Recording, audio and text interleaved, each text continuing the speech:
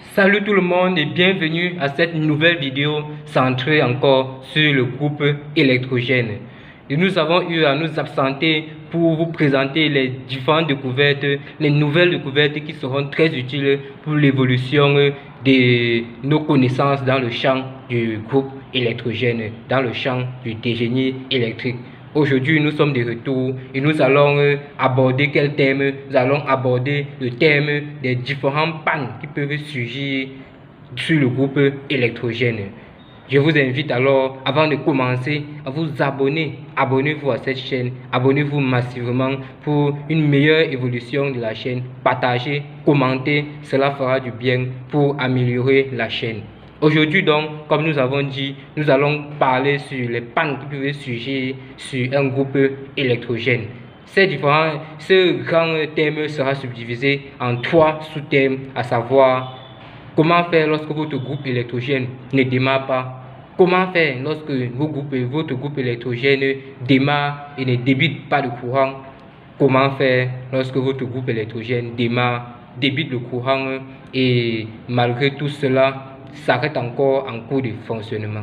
Allons-y directement pour le premier sous-thème, à savoir comment faire lorsque votre groupe électrogène ne démarre pas du tout. Lorsque vous faites face à un groupe électrogène qui ne démarre pas, il est nécessaire de s'assurer des éléments ci-dessous. Est-ce que votre groupe électrogène n'est pas en panne de carburant? Puisque vous pouvez, lorsqu'il y a une coupure, vous précipiter directement à lancer l'autre groupe électrogène sans s'assurer de cela, qui est l'élément essentiel et primordial. Est-ce qu'elle n'est pas en panne de carburant? S'assurer de cela et, si c'est le cas, la recharger. Si ce n'est donc pas le cas, que c'est en panne de carburant, il est alors nécessaire de vérifier est-ce que le fusible de votre groupe électrogène est en bon état. Oui, il faut s'assurer de la continuité du fusible de votre groupe électrogène, car avant l'arrêt, il peut y avoir eu un problème qui a causé la rupture du fil du fusible. Il faut donc s'assurer qu'elle est encore en bon état.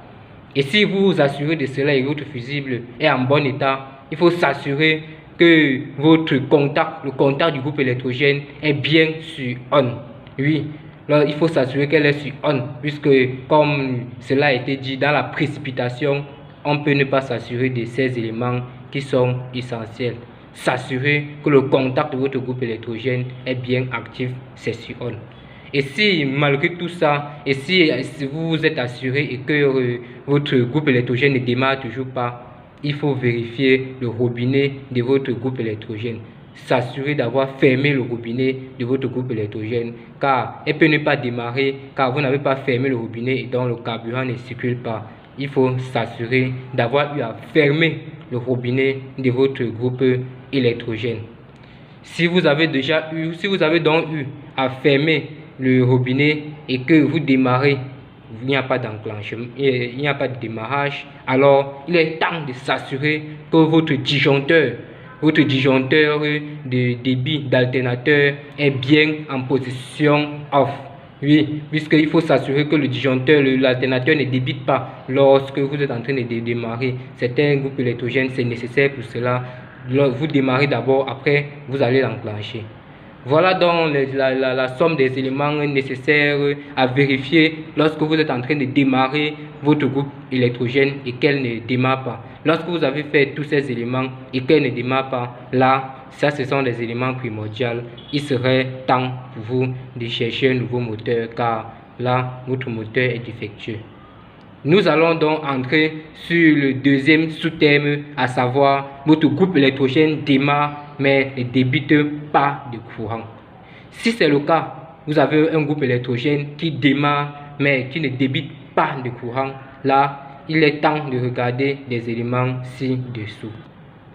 S'assurer que votre disjoncteur de débit d'alternateur a bien été enclenché, est bien sur on. Parce que cette fois, pour pouvoir assurer le débit, il faut remonter dans ce disjoncteur pour que l'alternateur puisse débiter. Donc s'assurer que votre disjoncteur de débit est bien sur on. Lorsque vous vous êtes assuré de cela et que malgré tout, votre disjoncteur, votre groupe électrogène ne débite toujours pas, s'assurer que le fusible n'a pas été défectueux entre-temps. Il faut encore s'assurer de votre fusible de surtension si elle n'a pas été défectueuse. Si elle n'est pas défectueuse. Bon, si votre fusible de surtension marche bien, il est donc temps de vérifier la mise à la terre de votre groupe électrogène. S'assurer que une des sécurités n'a pas eu à brouiller la mise à la terre de votre groupe électrogène. Donc vérifiez cela. Pour vérifier, c'est simple. Il est juste nécessaire d'avoir votre multimètre, mettre un des points du multimètre entre la terre et l'une des faces. Là, la tension pourra vous indiquer si elle est bien en état de fonctionnement, si votre mise à la terre est bien raccordée. Oui, si vous assurez de cela et que ce n'est pas un problème du côté de la mise à la terre, il faut vérifier que le disjoncteur différentiel de tête est bien enclenché.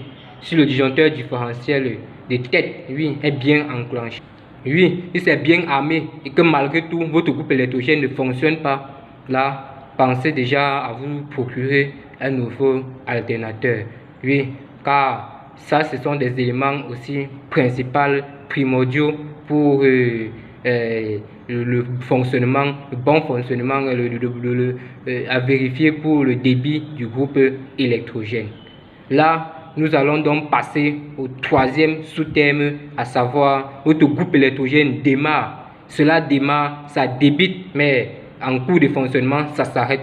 Oui, vous allez l'imaginer, ça peut être le carburant. C'est le carburant, s'assurer qu'il n'y a pas panne de carburant. S'il n'y a pas eu panne de carburant lorsque cela était en cours de fonctionnement. Si vous assurez qu'il n'y a pas eu panne de carburant, il faut aussi, et que le carburant est encore dans le carburateur, il faut aller donc s'assurer que le fusible n'a pas eu à rompre entre-temps suite à une élévation de courant. Si vous assurez que le fusible de surtension est en état, il est donc temps de s'assurer également sur le disjoncteur différentiel, comme nous l'avons eu à dire, parce que ça, ce sont des éléments, des sous-thèmes qui se suivent, est toujours aussi bien enclenché. Donc, il faut toujours s'assurer de tous ces éléments-là pour être sûr que ça n'a pas eu à se mettre hors service entre-temps pendant le fonctionnement. Si ce n'est pas le cas, il faut donc s'assurer que l'huile, le niveau d'huile est bon. Parce que la sécurité d'huile peut avoir envoyé le message et fait arrêter le groupe électrogène car le niveau d'huile est bas. Il faut donc s'assurer que le niveau d'huile que l'huile est au bon niveau, oui, dans votre groupe électrogène pour être sûr que ce n'est pas cela qui empêche le redémarrage, le bon fonctionnement de votre groupe électrogène. Voilà donc les différents éléments qui sont utiles, qui sont nécessaires lorsque vous avez des problèmes sur votre groupe électrogène. Je vous renvoie à la prochaine vidéo pour continuer sur les thèmes du groupe électrogène. Ci-dessous, dans la description, vous verrez les liens qui ont été utiles pour la recherche de ces différents éléments dont j'ai eu à vous en parler. Dans vos commentaires, commentez, car dans vos commentaires, ça serait utile pour améliorer la chaîne et ensemble améliorer nos champs de connaissances. Donc, commentez, je vous attends et abonnez-vous.